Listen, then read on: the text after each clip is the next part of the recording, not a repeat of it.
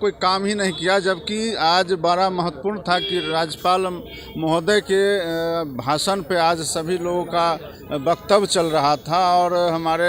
माननीय सदस्य श्रवण बाबू ने भी अपनी बात को रखा और सरकार की उपलब्धियों को भी गिनाने का काम किया। आगे जो काम होगा उसको भी उन्होंने दर्शाया है, लेकिन जब नेता प्रतिपक्ष का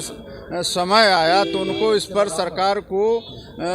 क्या आगे काम करना चाहिए, इसके बदले में वो ऐसा लग रहा था हम लोग को तो बड़ा अजीब घटना हम इसको कह सकते हैं कि घटा है आज सदन के अंदर। प्रतिपक्ष का एक बहुत बड़ा जवाबदेही होता है सदन के अंदर में, और उन्होंने ऐसा लगा कि जैसे सरकार क्या काम कर रही है आगे करेगी उसको छोड़ करके हम लोग को तो लग रहा था कि जैसे कोई जनगणना करने वाले कर्मचारी और पदाधिकारी तो सदन के अंदर में नहीं चले आए, वो अपने परिवार का कितने भाई बहन है इसकी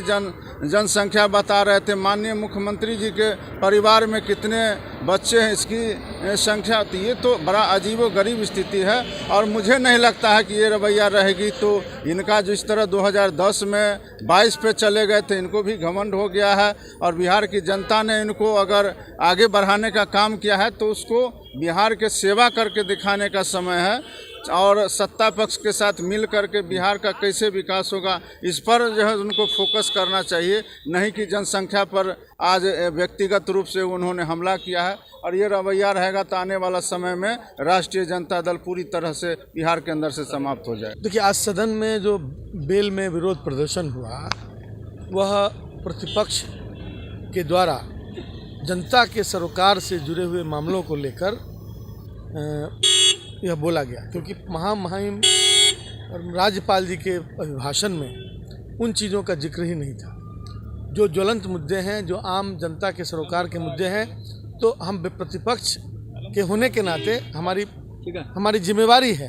कि हम उन बातों को मजबूती के साथ रखें। हमने बाहर भी प्रदर्शन किया और जो ये बिल में जो हुआ, मैं समझता हूँ कि यह चेतावनी है सरकार को कि जन सरोकार के मुद्दों को एड्रेस करे और सही ढंग से एड्रेस करे,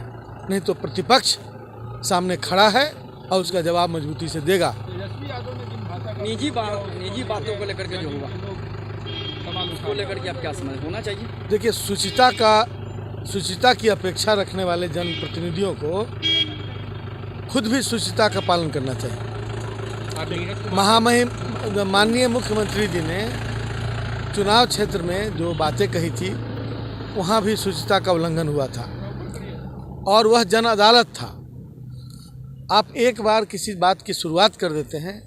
तो उसका जवाब देना पड़ता है। यदि जवाब नहीं देंगे तो लोग पहली बात को सही मानेंगे। इसलिए जो कुछ भी हुआ चुनाव क्षेत्र से लेकर यहाँ तक वो नहीं होना चाहिए था, लेकिन मैं फिर दोहरा रहा हूँ कि शुचिता की अपेक्षा करने वाले जन प्रतिनिधियों को शुचिता का पालन करना चाहिए।